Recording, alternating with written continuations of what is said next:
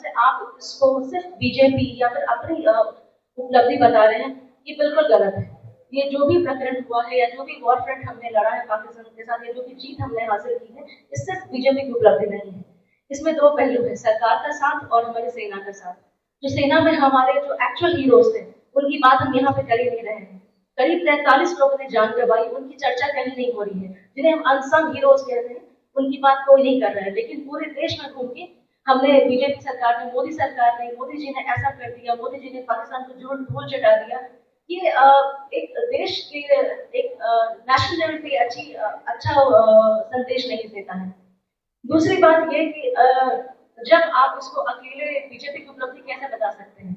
जब हम world level पे इसका जब प्रचार करते हैं, हमने क्या एक्शंस लिया, उस पूरे प्रकरण में, ये पूरे प्रोसेस में मीडिया का भी बहुत बड़ा योगदान रहा है। जब मीडिया से अनुरोध किया गया कि आप किसी भी लाइव टेलीकास्ट को अभी एयर नहीं करेंगे, मीडिया ने पूर्ण सहयोग किया क्योंकि देश की सुरक्षा की बात है।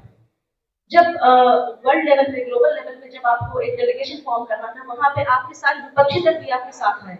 उन्होंने एक फोरम बनाया और वो हर देश में जाके, करीब 32 देशों में जाके भारत का पक्ष रख रहे हैं और बता रहे हैं। तो ये जो पूरी उपलब्धि है, आप अकेले बीजेपी की नहीं हो सकती।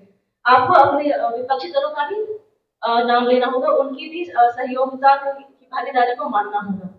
तीसरी चीज ये, जब आप इसको इतना बड़ा ग्लोरीफाई कर रहे हैं कि सिंदूर को कभी पूरा भारत नहीं भूलेगा, बिहार नहीं भूलेगा, तो जब आप बिहार आते हैं और जब अपने पार्टी के मंत्री के बेटे की शादी में या एंगेजमेंट में शामिल होते हैं, वो आपको इम्पोर्टेंट लगता है। लेकिन आप जब हमारे बिहार के एक जो शहीद इस पूरे में शहीद होते हैं, आप उनसे मिलने की कोशिश भी नहीं करते। आप उन्हें मिलने बुला सकते थे। लेकिन यही यहाँ पे साबित करता है कि राजनीतिक एजेंडा ऊपर है नेशनल चीजों से, या फिर पॉलिटिकल एजेंडा बाकी चीजों से ऊपर है।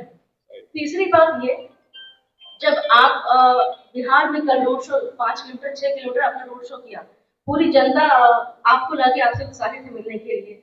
आपने दो रोड के दोनों साइड लोग अगर आपके साइड खड़े थे, आपको अपनी सुरक्षा का इतना डर था कि आप गाड़ी से बाहर भी नहीं निकले, जबकि आप अपने देश में थे। आप उनसे एक बार बाहर निकल के उनका अभिवादन कर सकते थे। तो आपको और उन हीरोज की हम नाम लेना बिल्कुल भूल जाते हैं जिन्होंने अपनी जान गंवा दी, उन 43 लोगों का जिक्र भी नहीं करते। तीसरी चीज ये कि आप महिलाओं को बहुत ही भावनात्मक रूप से इमोशनली कनेक्ट करना चाहते हैं ऑपरेशन सिंदूर से।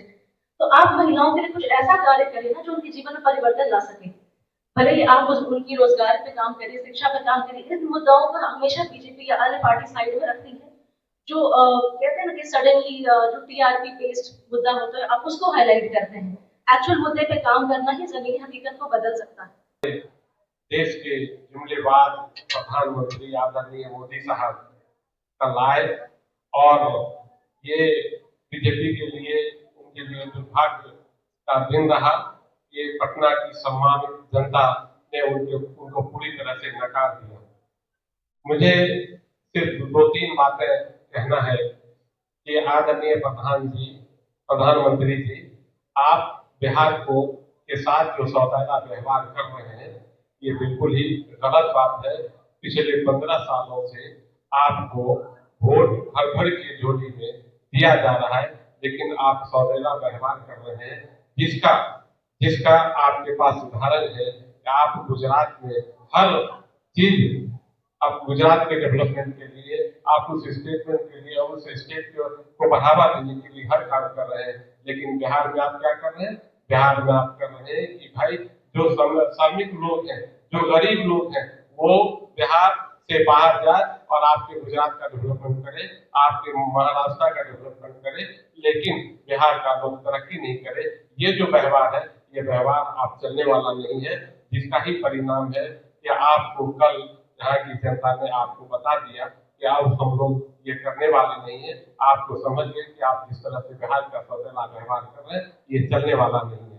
मेरा एक और कहना है, जो हमारे आदरणीय नेता जन स्वराज पार्टी के सूत्रधार आदरणीय प्रशांत किशोर जी ने कल कहा कि साहब, आप सबसे पहले तो ये बताइए कि इस प्रदेश के जो मुख्यमंत्री हैं, वो मानसिक और शारीरिक रूप से थक चुके हैं। क्या 2025 में उन्हीं के नेतृत्व में चुनाव होगा? क्या उन्हीं को मुख्यमंत्री बनाया जाएगा?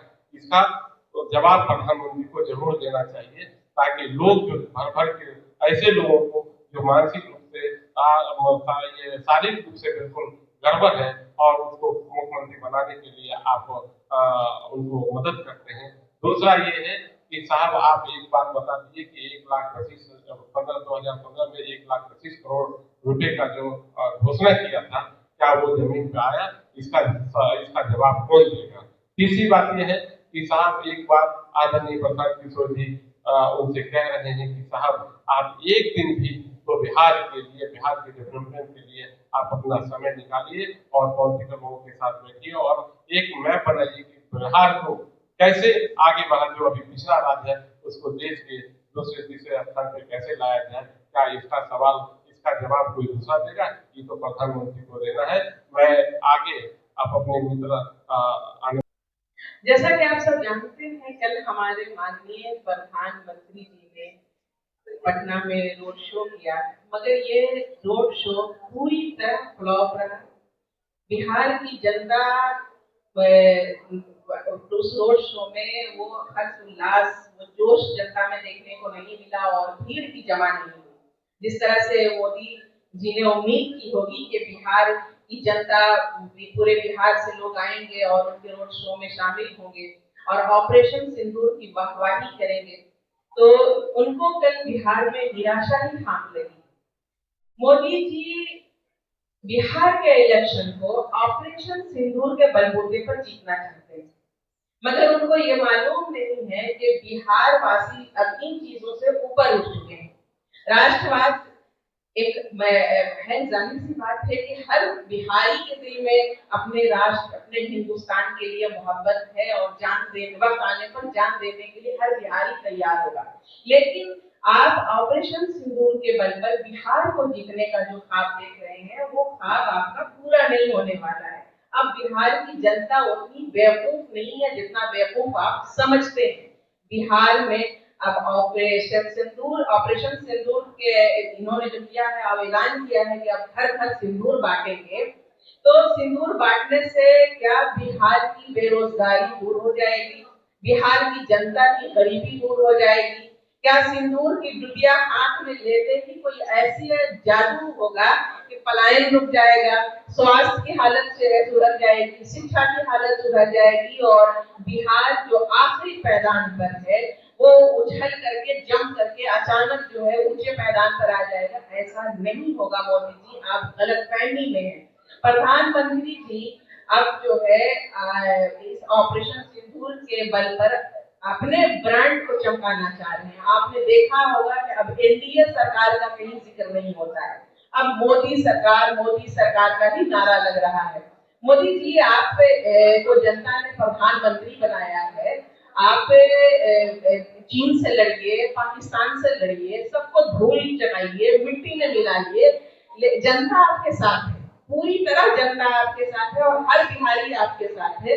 लेकिन आप जो है उस जंग को के बल पर या उस जंग को एक तरह से ब्रांडिंग करके आप बिहार के इलेक्शन को जो जीतना चाह रहे हैं, वो आप उसमें नाकाम साबित होंगे। और जिस तरह से बीजेपी ने राम मंदिर बनाया और राम मंदिर के बाद हिंदुत्व का मुद्दा जो है उभारा था और पूरे हिंदुस्तान को हिंदुत्व के रंग में रंग दिया था, लेकिन उसके बाद आपने देखा कि जब इलेक्शन का रिजल्ट आया तो उसका रिजल्ट क्या था, तो और वो उनकी उम्मीदों के बिल्कुल उलट था। तो उसी तरह इस ऑपरेशन सिंदूर के बाद एक राष्ट्रवाद का मुद्दा उठाया गया है और राष्ट्रवाद की आड़ में मोदी सरकार, मोदी जी, बीजेपी अपना हित साधना चाहती है और बिहार को जीतना चाहती है। लेकिन इसमें अब वो पूरी तरह विफल होंगे, नाकाम होंगे। अब बिहार की जनता इन चीजों से ऊपर उठ चुकी है। बिहार की जनता जानती है कि हमारी जरूरत क्या है। आपने 1,00,000 करोड़ का जो नारा दिया था, 1.25 करोड़ का, वो कहाँ है? मोदी जी, आप सिर्फ नारे देते हैं, जमीन पर काम कीजिए, जमीन पर उतरिए, हमारे बिहार की जनता का दुख दर्द तो देखिए कि हम किस हाल में हैं। आप इतने सालों से प्रधानमंत्री बने हुए हैं, प्रधानमंत्री की कुर्सी पर बैठे हुए हैं, लेकिन बिहार की जनता के लिए आपने क्या किया? बिहार की जनता ने आपको हमेशा झोली भर भर कर वोट दिया है और आपसे उम्मीदें रखी हैं कि आप हमारे बिहार के लिए कुछ अच्छा करेंगे, हमारे बिहार की तरक्की के लिए कुछ करेंगे, लेकिन मोदी जी आपने कुछ नहीं किया है। इसलिए अब जनता अब तमाम पार्टियों से उठ चुकी है और उन सबको इस बार इलेक्शन में नकारने वाली है। बिहार की जनता अब जनसुराज के साथ आ चुकी है और आप अगली बार देखेंगे 2025 का जो रिजल्ट होगा वो इन तमाम पार्टियों की उम्मीदों से उलट होगा